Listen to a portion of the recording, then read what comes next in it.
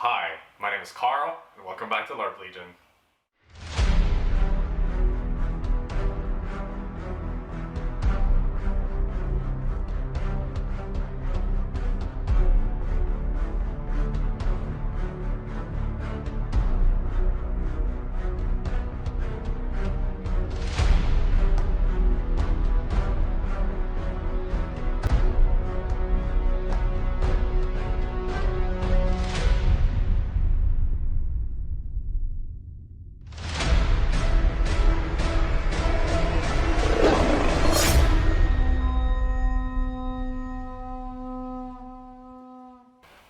My Bico 1022 experience started wet in the sense that we got to Bico and the skies opened up. I'm talking curtains of rain, but we still needed to build all of the tents. Thankfully, everyone from DTCO, my guild, Jargonoff Trading Company, put their hands to the task and we quickly set to building the whole camp, which was a super welcome shelter because we have a bunch of waterproof tarps and all the tents are waterproof, just like this one.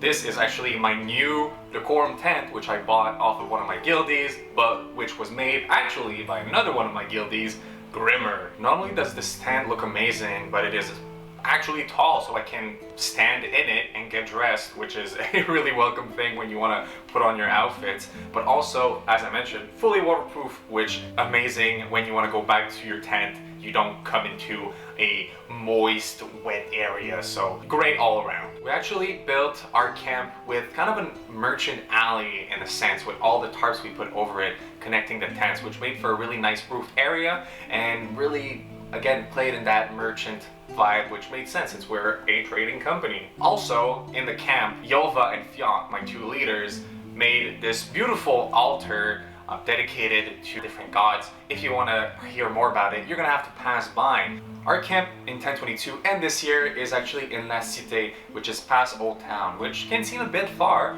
but it actually connects to the battlefield through a different route, and also, again, it's close to Old Town, so you have the Old Tavern and the music shows, so, you know, can't complain too much. Plus, who can complain when you have amazing neighbors such as Deerthorn, once more, which I've mentioned in my Bico 1019 video, and this year, Bastard Sons. It was actually really cool to have this little compound, like little street with a bunch of friends. It was really cool to switch between camps and go see what the others were up to.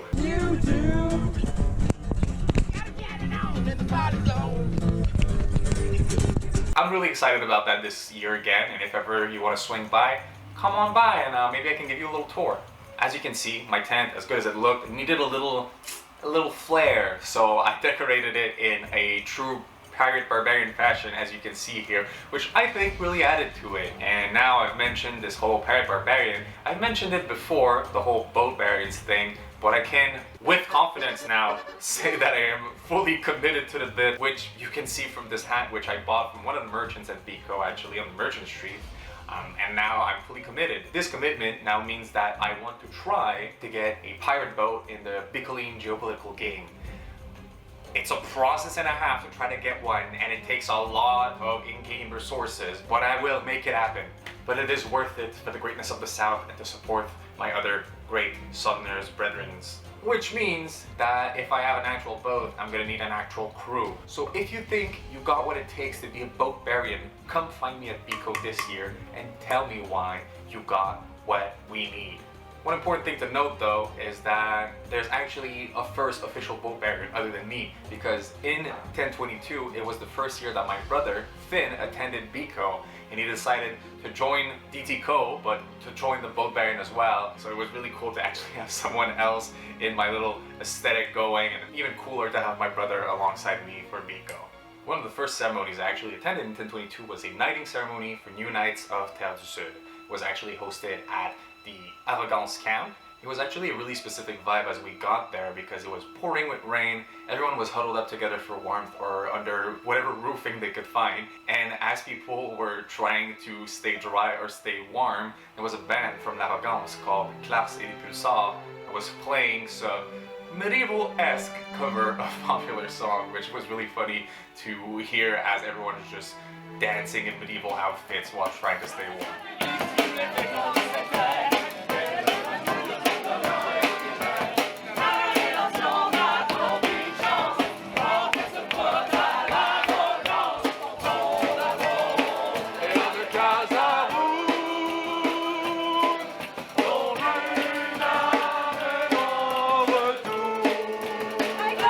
The ceremony started with Pt.1 introducing none other than King Ratan Rex, Breaker of Chains, leader of the Free Folks of the South.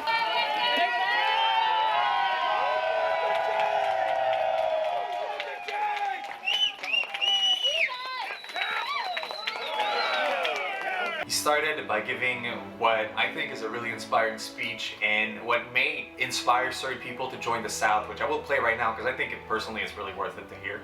No, I want to clear something up. I don't care if you're human, if you're a dwarf, if you're an elf, if you're a skaven. I don't care if you're a woman, if you're a man. Both of them, or neither of them. Woo! Okay? Yeah! I don't care if you pray Noisak, if you feel the unique, if you pray anything, as long as you believe in what we're trying to achieve here, as long as you are loyal to the South and fight by my side, you are my blood!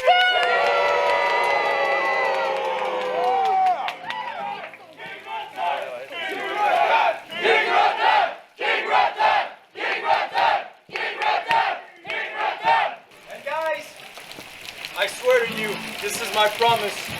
I will not ask anything of you, anything that I am not ready to do myself. I will not hide in my castle. I will be there on the battlefield. I will fight with you. I will plead with you. You are my blood. One thing to note here is that this beautiful speech is given in English, but English is not at all King Ratan's first language. But he still wanted to do it in English in order to include all the international players that were there to see this knighting ceremony, which I think is really, really cool because people in Quebec don't really speak English that well, or at least not enough to give big speeches like this. So it's a street that goes both ways. Whenever we hear that an international player is learning French, even if it's just the basic, it helps, especially when you're trying to locate yourself at Bico. Anyway, it was a really cool touch to see him give this speech in English. Afterwards, the actual knighting ceremony started, with the king going around knighting a bunch of different knights, but not all of these knights were knighted because of their military prowesses. Some of them were knighted for how much they helped the South with diplomacy, with quests, with relations. It's an inclusive knight order because in Terre du Sud we are made from people from all walks of life, which means that a knight is not always going to be a noble who's trained all his life to be a knight. No, it can be someone who's just really good at writing. Honestly, I don't know how to write as a barbarian. Okay, I don't know. I know how to write. I learned, okay? One of my favorite moments from this knighting ceremony actually came when the king decided to knight his daughter in a powerful and emotional moment.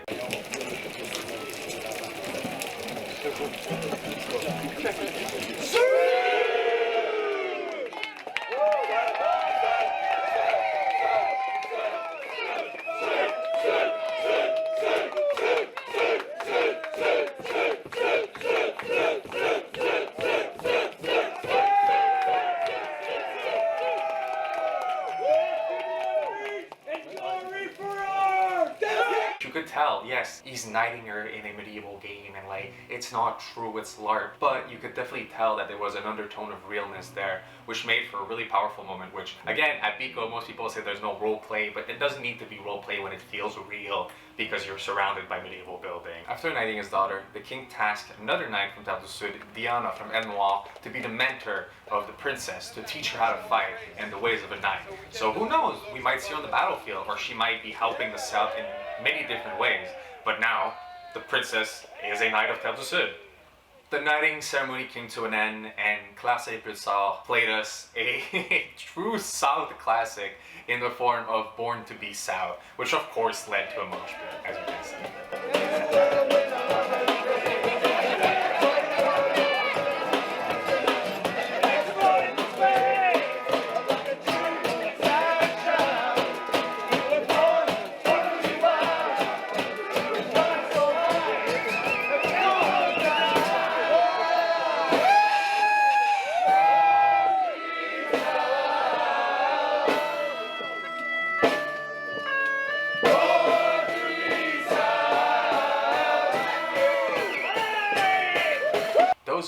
on 10, Bico, and 1022 may not be aware of a new phenomenon spreading.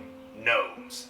That's right, the Gnomish revolution has started and is now spreading like a wildfire through Bico. And it actually started because of my guild. You see, Tropola, one of my guildies, decided to buy a huge amount of gnome hats in order to distribute them and to create a gnome mob. Her name was Fuckwhistle, and my name, as her brother, was Tittle Whistle. Because I love to tittle my whistle. And we were the two leaders of the Gnomish revolution. And the plan was simple. We were gonna walk around Bico, distributing these hats, recruiting gnomes to our cause, and then we were gonna reign supreme! Okay, no, that was not the actual goal. Honestly, we had two goals. First goal, to be allowed to do whatever we want, whatever we want. And also to be able to do nothing if we want to do nothing. Which honestly, like, I can relate to that. You know what, I wanna be able to do that. But we had a second goal, which was a much more pressing matter. You see, we had to take the fight to dwarves, because the dwarves have been turning our fellow gnomes into stone to display in their gardens. And that could not be left unchecked. And so we started our journey by guiding a dwarf to a dwarven party. Okay, well, the dwarf in question is Princess Dwarf of the Dwarf Kingdom, which I've talked about in my 1019 video if you want more context. But the princess is actually another member of the Bico called Roll, and we needed to guide them to this dwarven party. And anyway, it was kind of on our route. So, of course, we started guiding them while yelling a bunch of insults to dwarves because we were mad that we were being turned into stone. Princess Gnome, Gnome, Gnome! Fuck the dwarves! Fuck the dwarves! Cut the beans! Spit on her! Spit on her! How dare you! As we were making our way through the streets of Bico, though, there's something strange that started to happen because we started from La Cité, which is all the way from one side of Bico, and we're going to Newtown, which is on the other side. And as we were walking down the street, we started to notice that people with gnome hats were coming from the other way around, which was not possible because we hadn't been there, and there's no shot that the people that we gave the hats to made it all the way around already. So we started to be confused, and we went up to them, these strange gnomes, and asking them from which clan they were, where they came from. And that's where we actually learned that someone that goes by the name of Harold had made 100 gnome hats for a completely unrelated event. And he was giving them away, which now meant that there was another army of gnome amassing on the other side of Bico than the one we were building, and they were about to clash. But clash did not, because gnomes are strong, and they're stronger even together. So we started to roam around asking everyone for their gnome names, and we built this huge mob of gnomes, and it was kind of like almost creepy because you would just see, well actually first thing you would hear the gnomes going and then you would just see all the little pointy hats coming running towards you. No! No! No!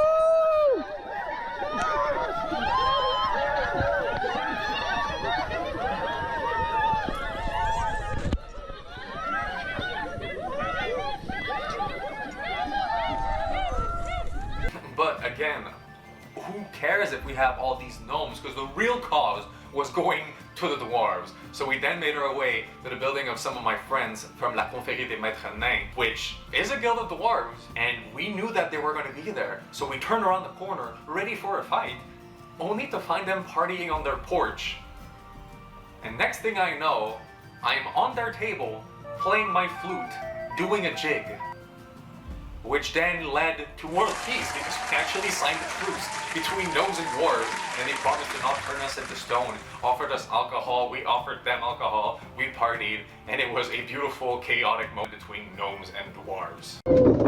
Ben, merci beaucoup pour votre bel accueil. On va pas prendre plus de votre temps, plus de votre terrasse, plus de votre alcool. Merci beaucoup. Of course, the chaos doesn't stop there, because we made our way to Old Town once more, into the old tavern, where we proceeded to stab a few people, as gnomes do, recruit even more gnomes, and then we went to listen to the music show, where we made a gnome pit, and this was probably the funniest moment to me, because it was just so funny to see a bunch of people with gnome hats doing a mosh pit in a medieval crowd. It was mwah.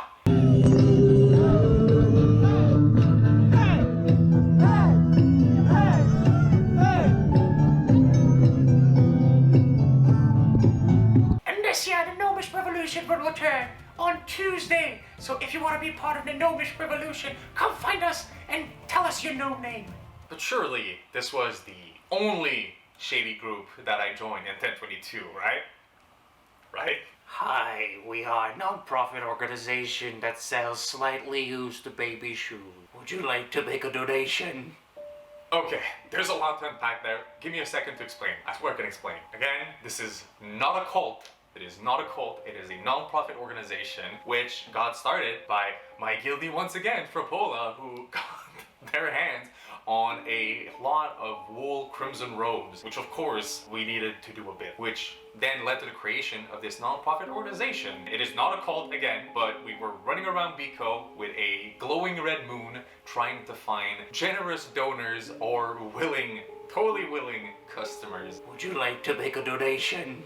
And my guild leader Yolva was really thrilled to have a bunch of rogue individuals running around asking if anyone wanted to buy slightly used baby shoes. But again, this is not a cult, only a non-profit organization that sells slightly used baby shoes. Nothing else, nothing more. Make a donation. Another afternoon during 1022, my brother Petra from the Pelt and myself made our way to the battlefield because we had heard that there was going to be a practice for the new Knights of the South. It was really cool to see these new knights that we saw united just at the beginning of the week now practicing together and creating bonds to be even stronger on the battlefield. So we stayed there for a while looking at them duke it out, but then we made our way to our true objective, which was once again on the battlefield, but at the edge of the forest, the Oathsworn's Viking Games.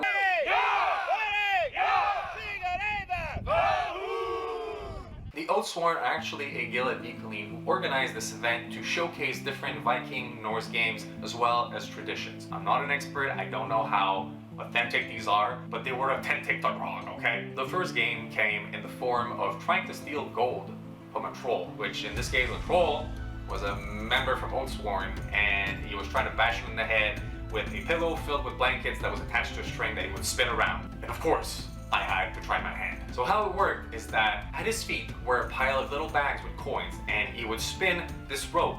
You would enter from the edge of the square, and you needed to make your way between his legs. First part, honestly, quite easy, but then when you were at his feet, you were on a timer because this troll is not going to just wait by as you steal his gold, so it would push people that took too long, which often led to their demise. Now, it was my turn, and I came in with a plan.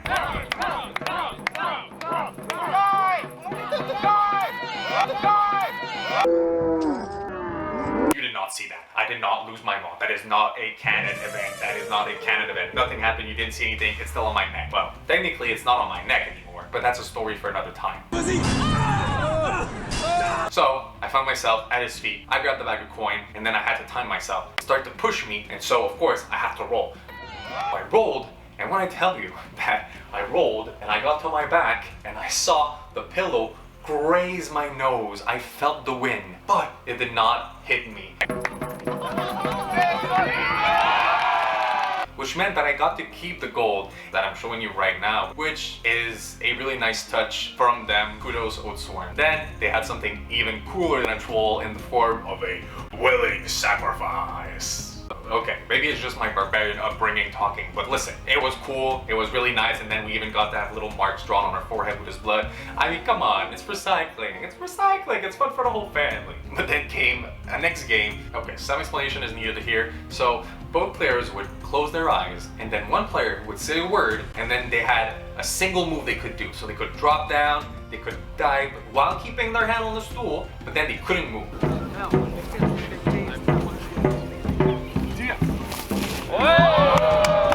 The other player, also with their eyes closed, would need to try to hit their opponents based on the location of the sound they last heard. Soup! We then got to hear some traditional Norse singing, and it was really cool to actually hear this and to see that they had practiced this. I couldn't sing along because I don't know how to speak this language, but I felt like I was gonna go up and dance with them, honestly.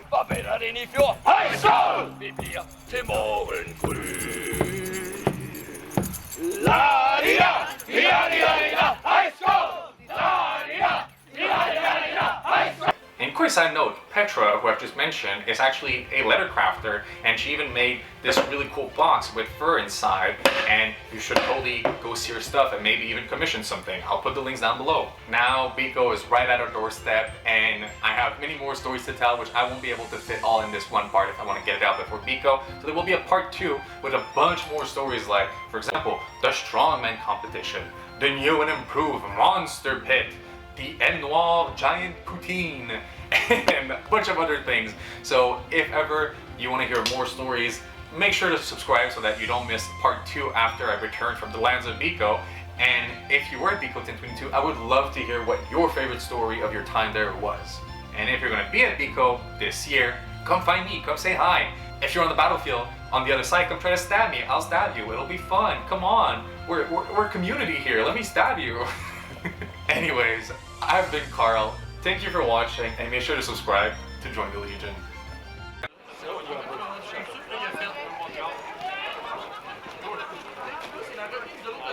Mais il a fait ça avec moi! C'est pas normal! Je suis même pas fâché d'avoir perdu. Je me demande comment il fait pour être fort de même.